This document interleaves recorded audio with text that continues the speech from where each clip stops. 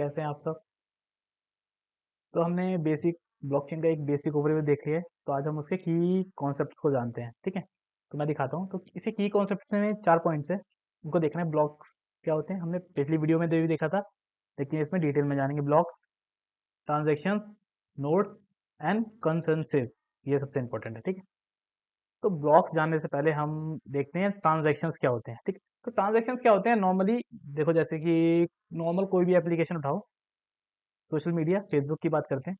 हमने एक अपने फ़ोन से एक फ़ोटो अपलोड करनी है, फ़ोटो पोस्ट करी और वो हो गई। अब इसकी इंटरनल प्रोसेस क्या होती है। जो हम फ़ोटो अपने लोकल स्टोरेज से उठाई, फेसबुक के ऐप पे गए, वहाँ अपलोड करी, वहाँ पे ऐप के थ्रू वो मेटा के सर्वर पे स्टोर हो गई। ठीक, तो ये क्या थी, एक फ्लो था। मेरे सिस्टम मेरे मोबाइल से, मेरे फ़ोन से मेटा के सर्वर तक जाने का एक फ्लो था। तो इसी को ही, अगर यही डेटा फ्लो अगर मैं ब्लॉकचेन पे करूं, ठीक है, यही डेटा मतलब क्या हुआ, डेटा ही तो फ्लो हुआ मेरे लैपटॉप से, मेरे मोबाइल फोन से मेटा के सर्वर तक डेटा ही तो फ्लो हुआ है, कुछ और नहीं हुआ है। ठीक है, तो अगर यही डेटा फ्लो एक ब्लॉकचेन पर होता है, उसको ट्रांजैक्शन कह देते हैं, सिंपल। और अब ट्रांजैक्शन कब कब हो सकता है, जैसे कि मैंने किसी को मनी ट्रांसफर करी, वहां पे ट्रांजैक्शन होगा। मैंने किसी को कुछ अथॉरिटी दी, वहां पे ट्रांजैक्शन होगा, उसको अथॉरिटी, उसको ट्रांजैक्शन कहते हैं। मतलब ब्लॉकचेन पे जितने भी तुम इंटरेक्ट करोगे, जो भी कुछ काम होगा ना, उसको हम ट्रांजैक्शन कहते हैं। जैसे कि यहाँ पे transaction is represent the exchange और transfer of data within a blockchain network.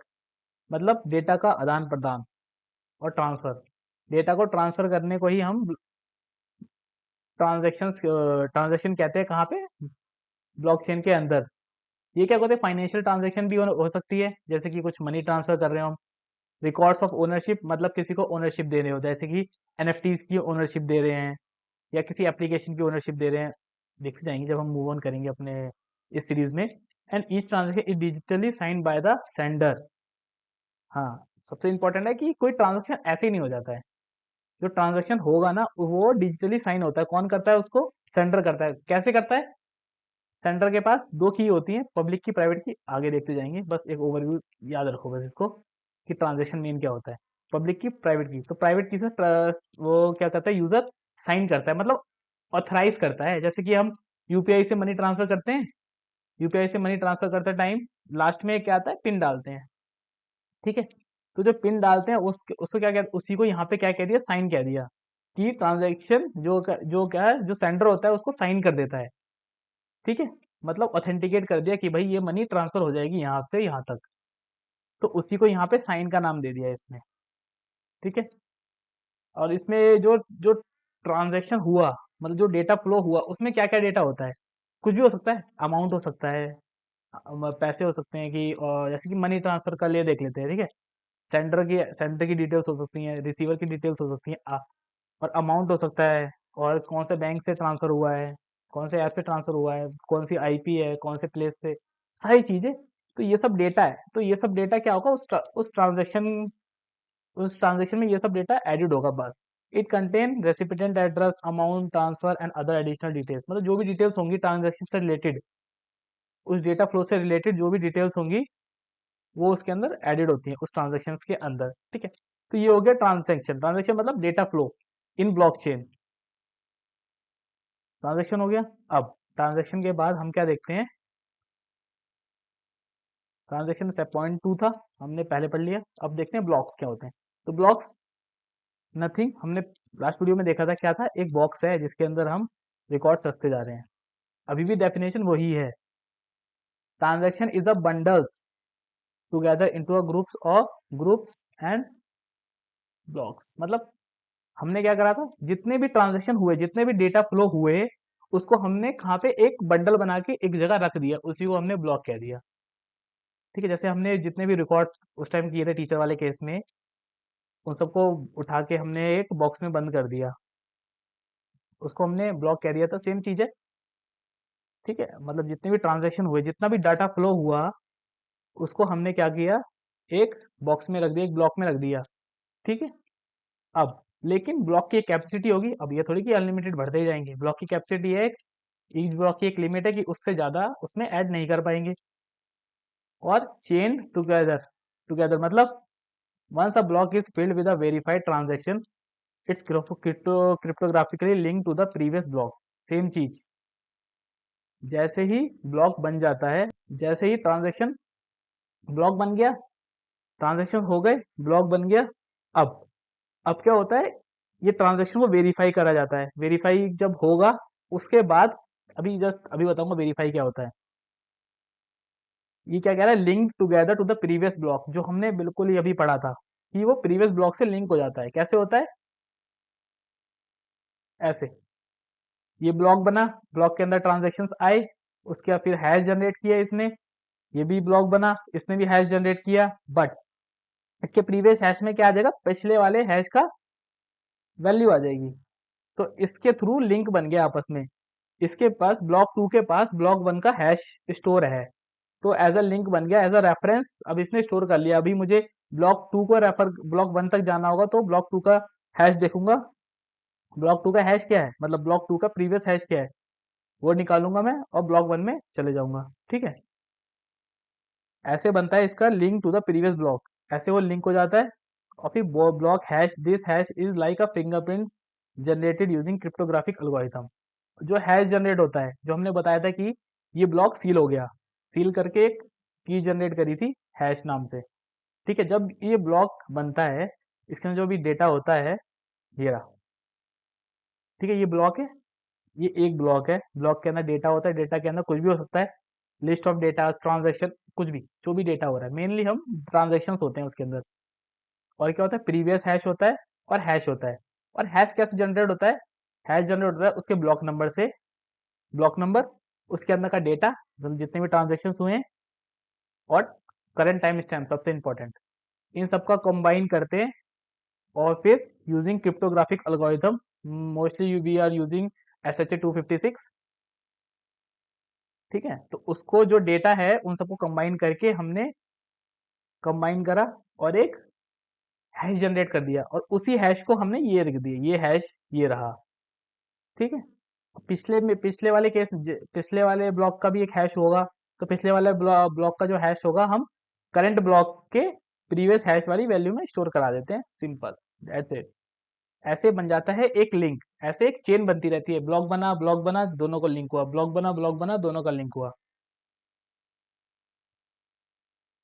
ठीक है, ब्लॉक हैज इट्स फिंगरप्रिंट, हाँ। और जो ब्लॉक होगा, ब्लॉक का जो हैश होगा, वो ऑलवेज यूनिक होगा, मतलब कभी किसी से सिमिलर हो ही नहीं सकता।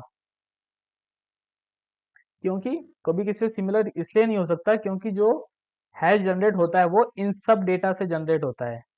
ठीक है, और ये सब डेटा कभी भी सिमिलर नहीं हो सकता। इसका हम, मान लो हम ये डेटा सेम, इसका डेटा को ट्रांजेक्शन सेम कर दिए हमने, लेकिन इसका करंट टाइम स्टैम्प वैल्यू कभी सेम नहीं हो पाएगी।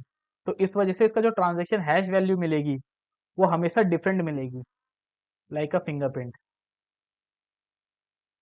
ठीक है, ब्लॉक्स हो गए हमारे, ये ब्लॉक्स के देख लिया हमने, डेटा क्या है, प्रीवियस हैश क्या है, करंट टाइम स्टैम्प, ये सब उसके अंदर होता है। और है नोड्स। नोड्स क्या होते हैं, नोड्स हमने देखे थे, एक नेटवर्क में जितने भी, एक नेटवर्क को जितने भी लोग मेंटेन करने बैठे हैं, बस, नोड आर इंडिविजुअल कंप्यूटर्स और devices that participate is maintaining the blockchain network. Block nodes क्या है, मतलब एक जो नेटवर्क है, ठीक है, उस नेटवर्क में जितने भी यूजर्स हैं, इन्वॉल्व हो रखे हैं, मतलब कंप्यूटर डिवाइसेस, एक ही बात है, जितने भी यूजर्स इन्वॉल्व हो रखे हैं उसको मेंटेन करने के लिए, उन्हीं को नोड कहते हैं। जिनके पास, सिंपल एग्जांपल, जिनके पास ब्लॉकचेन की सारी कॉपी है, जितने भी नोड्स होते हैं ना उनके पास, each node has the entire copy of blockchain. समझ रहे हो, मतलब हर नोड के पास पूरी ब्लॉकचेन की कॉपी है, हर नोड के पास, जितने भी, मतलब मेरे, अगर मेरा सिस्टम एक ब्लॉकचेन का एक नोड है, किसी भी नेटवर्क का एक नोड है, तो मेरे सिस्टम के पास ना पूरी की पूरी एंटायर ब्लॉकचेन होगी मेरे सिस्टम के अंदर। तो ये है नोड, इसको कहते हैं नोड। और ये नोड आपस में, जितने भी नोड्स होते हैं आपस में कनेक्टेड होते हैं, P2P, इनमें आपस में एक P2P कनेक्शन मेंटेन रहता है हमेशा। इसमें कुछ होता है तो वहां से हम वेरीफाई करते रहते हैं। तो नोड्स क्या होता है? कुछ नहीं, जब मल्टीपल मल्टीपल नेटवर्क्स होते हैं, मल्टीपल यूजर्स होते हैं जो कि आपस में कनेक्टेड हैं, जो कि मेंटेन कर रहे हैं हमारे नेटवर्क को। मतलब कुछ नहीं, जो हमने एग्जांपल में बच्चों को एग्जांपल देखा था कि जो बच्चे हैं उनके पास एक एक कॉपी है, वो बच्चे ही एज अ नोड का काम कर रहे हैं, उनके पास जो कॉपी है वो है ब्लॉकचेन की कॉपी। ठीक है, बस दैट्स इट। अब इसमें सबसे एक इम्पॉर्टेंट पॉइंट है कंसेंसस। कंसेंसस क्या होता है? कंसेंसस, यहाँ पे एक बात है, एक कंसेंसस बनने से पहले एक चीज है। जैसे कि हम मनी ट्रांसफर करते हैं, तो मनी ट्रांसफर जब कर रहे होते हैं, सेंट्रलाइज की बात कर रहा हूँ, यूपीआई के थ्रू या बैंक ट्रांसफर करते हैं, उसमें क्या होता है ना, जो हम यहाँ से मनी किसी एक अकाउंट से दूसरे अकाउंट में जब ट्रांसफर करते हैं तो वहाँ पे एक सेंट्रलाइज अथॉरिटी होती है, मतलब बैंक होता है एक। बैंक के थ्रू हम मनी भेजते हैं अपने अकाउंट से दूसरे के अकाउंट में, बैंक के थ्रू। तो बैंक अकाउंट मैनेज करता है कि इसके अकाउंट से इतनी इतने अमाउंट डिडक्ट करना है, और उस पर्सन टू के अकाउंट में इतना अमाउंट को ऐड करना है। ठीक है, बैंक अकाउंट ये हमारे बिहाफ पे मैनेज कर रहा है क्योंकि हमने उसको अथॉरिटी दे रखी है। बट और उसको वेरीफाई कर देता है। बट यहाँ पे तो ब्लॉकचेन है, ब्लॉकचेन पे तो कोई सेंट्रल अथॉरिटी दे ही नहीं रखी, हमने पढ़ा था अभी। टीचर को तो हमने अथॉरिटी दी नहीं, हम तो टीचर पे ट्रस्ट ही नहीं कर रहे हैं। तो अब यहाँ पे वेरीफाई क्या कैसे होगा कि भाई ए पर्सन ने बी पर्सन को मनी ट्रांसफर हो भी गई, करी। ए तो बोल रहा है मैंने कर दी, बी बी मना कर रहा है कि मेरे पे नहीं रिसीव हुई। ये कैसे होगा? अब ये चीज को चेक करने के लिए, जितने भी ट्रांजेक्शन होते हैं उसको वेरीफाई करने के लिए, कंफर्म करने के लिए, अब जो भी नोड्स होती हैं, नोड्स, जो भी ये नोड्स होते हैं, जो भी सिस्टम्स होते हैं, वो क्या होते हैं, चेक करते हैं, नोड्स ही चेक करते हैं हमारे उसको, ट्रांजैक्शंस को। जो भी ट्रांजैक्शन किया हमने, मैंने ए से बी तक मनी ट्रांसफर करी, अपने अकाउंट से बी के अकाउंट में मनी ट्रांसफर करी कुछ, ठीक है, क्रिप्टो के थ्रू, ब्लॉकचेन के थ्रू। तो फिर तो अब वो चेक करेगा कि ये वेरीफाई है या नहीं, वो वेरीफाई है या नहीं, वो चेक करेगा वो नोड। अब इसमें कुछ प्रोटोकॉल्स होते हैं, proof of work, proof of stake, delegated proof of work, another. ठीक है, consensus protocol ensure that all nodes in the network are in sync and agree on the state of a blockchain.